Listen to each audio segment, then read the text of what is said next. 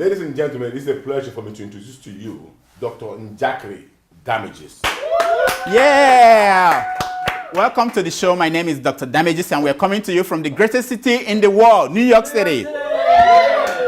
New York is so great that a teacher in Queens is suing the city because a first grade student beat him up. What? Yeah. For those of you who do not know, first grade means primary one. I know what you are thinking. Americans are too fat that a first grade student may actually be big enough to beat up a teacher. Yeah. Well, I thought the same myself until I saw the picture of the teacher. Okay.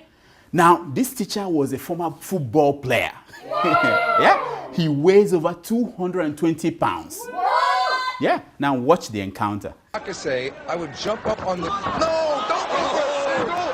You gotta be out of your mind. He nearly broke his neck. No, this is horrible. This is. That's not it. Now look at the boy. The teacher said injured his knee and fractured his ankle. The beating from the boy also caused the teacher emotional stress that he had to go and see a shrink. I tell you, reading this only in New York Story made me feel like seeing a shrink myself. I know what you are thinking. Forget the nonsense teacher. Tell us about the US election.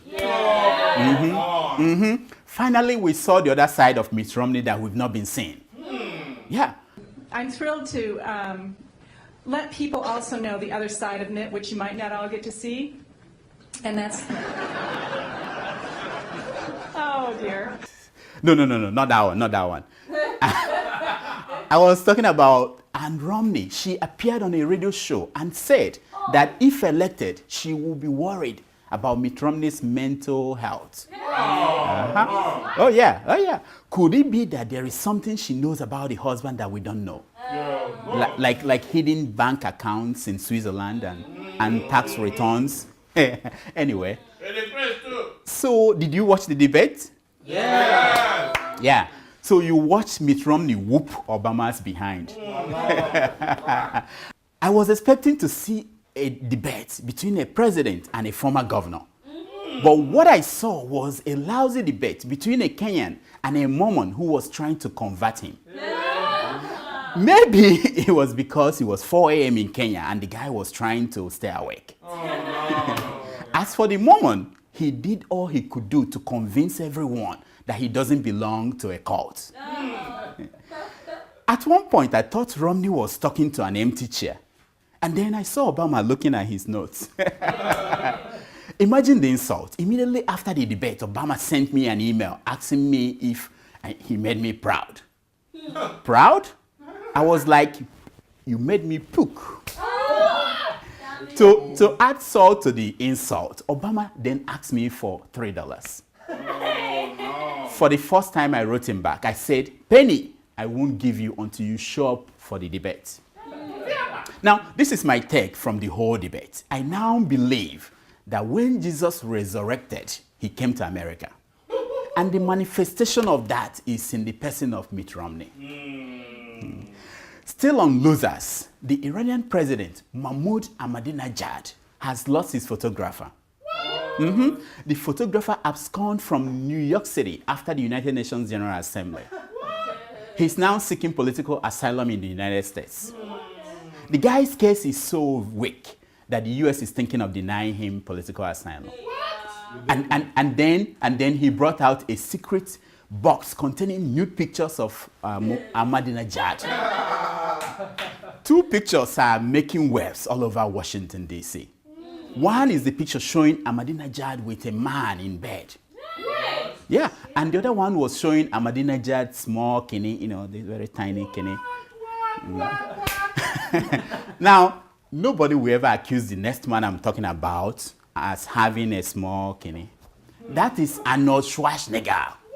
Yeah, he told the TV news show 60 Minutes that you cannot run away from your mistakes, especially if your DNA is all over them. Obviously, President Jonathan is yet to get that memo because Jonathan kept complaining again and again that the Nigerian media are a bunch of untrustworthy opposition rats. And I agree with the president 100%. But then I was disappointed that he quoted Nigeria's Business Day newspaper in a speech to the nation to mark Nigeria's Independence Day. No, he did. Oh, yeah. Really? And I'm like, how dare you, President Jonathan? How dare you?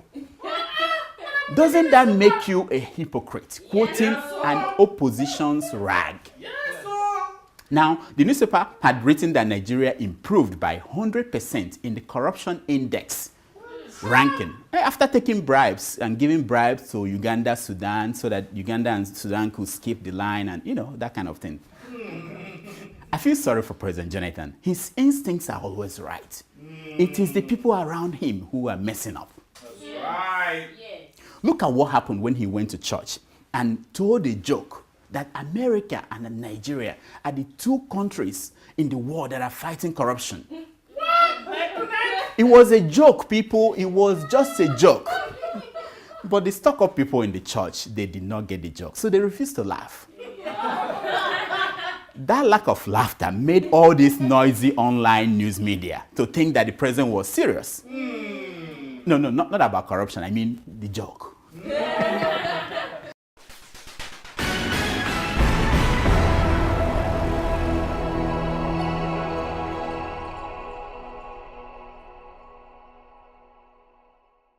Ladies and gentlemen, give a round of applause for Mr. Bola Tinubu.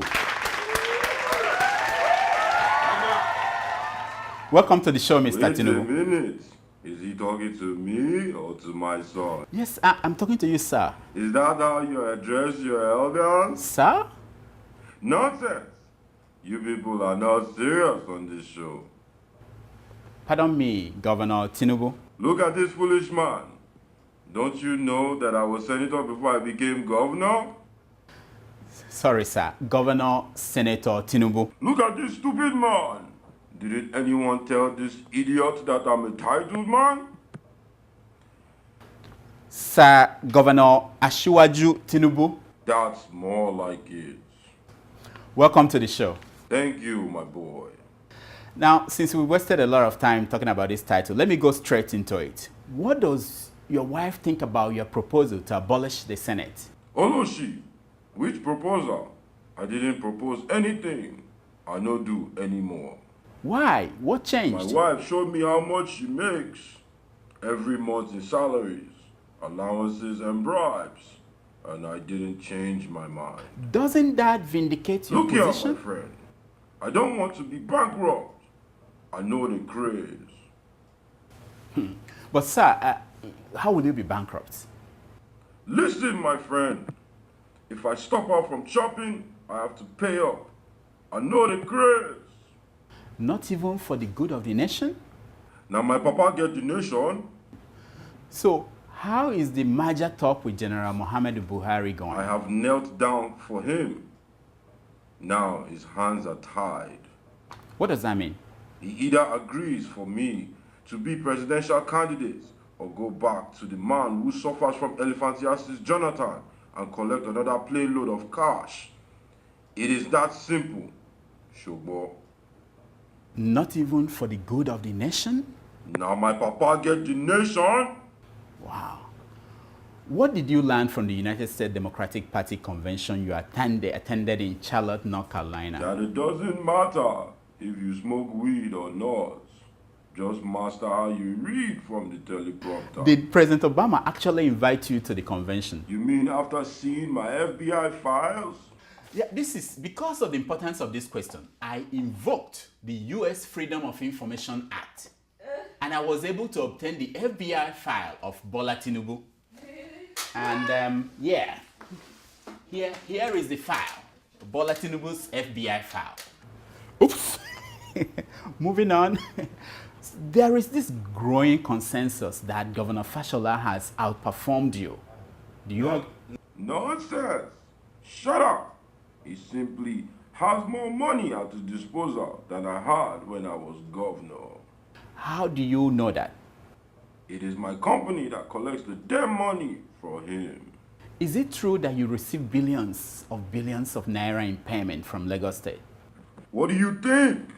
It will be a surprise to me, considering that you fought for good governance and human rights and all those crap. You are so naive. So gullible, it is unbelievable. Really? An empty chair is smarter than you. Coming from you, I take it as a compliment, Mr. Tinubu. Everybody, Mr. Tinubu, Bola Tinubu. Olori Buruku, go and ask Governor Mimiko. If you owe me, you must pay. Bola Tinubu, everybody. Anyway, have you seen the great flood of 2012? That was not a joke at all.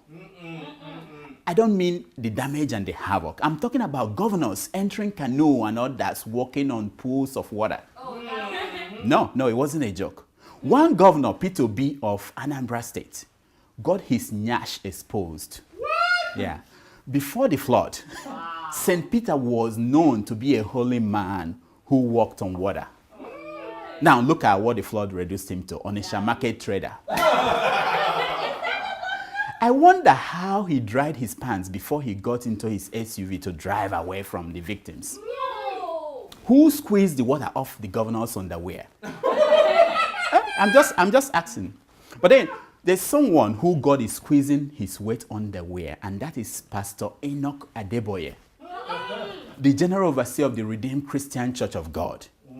Yeah, that's the Starbucks of all churches. Yes, sir. This week, he ordered 3 little-known congressmen in Washington to include church leaders like himself in the peace talk, the Middle East peace talk. There was an embarrassing moment when one of the lawmakers asked Adeboye, "Are you not from Nigeria?" And Adeboye said, yes, I'm from Nigeria. And the congressman said, "Then you should go home and prove that you have peacemaking skills by resolving the Boko Haram problem first." After that, then you can come back to Washington and we will talk about the Middle East and how to put you in. I saw what most of you were saying on social media, that maybe Pastor Adeboye was suffering from malaria when he made that suggestion. No. The person suffering from malaria is Governor Dixon of Bayelsa State.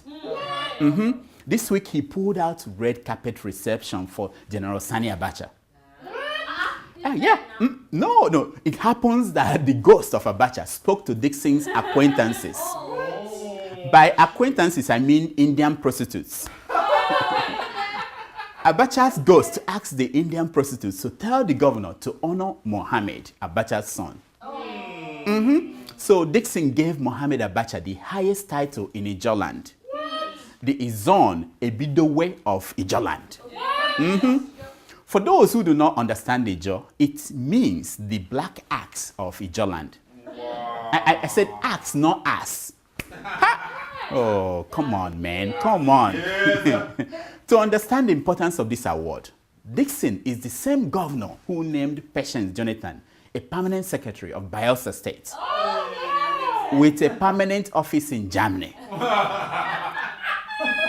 Until next week, I diagnose. You hear yourself. Thank you.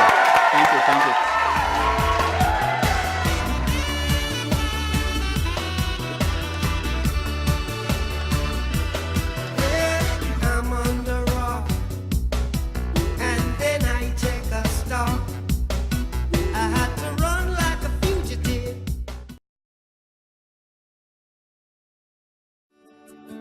Welcome to Forstview Luxury Hotel. At Forstview Luxury Hotel, we offer excellent service. Our rooms have all the necessary facilities to make your stay comfortable and memorable. You will also have access to internet service, breakfast, 24-hour power supply, full air condition, free international calls, free tire pumping service, and free car battery charge. So what are you waiting for? Quickly visit Forstview Luxury Hotel. We are located at number 1 Adeola Mishile off Raji Rasaki Road, First Estate, Amuwo, Odofin Festac, Lagos. For more information or reservation, please call us on 08075787135 or 08099900601. You can also take advantage of our online ongoing promo at www.forceviewhotel.com to make your reservation and payment for your favorite room, which attracts a discount rate. Please note, rooms are reserved based on first come, first serve. Forstview Luxury Hotel. Experience the home of comfort. They come.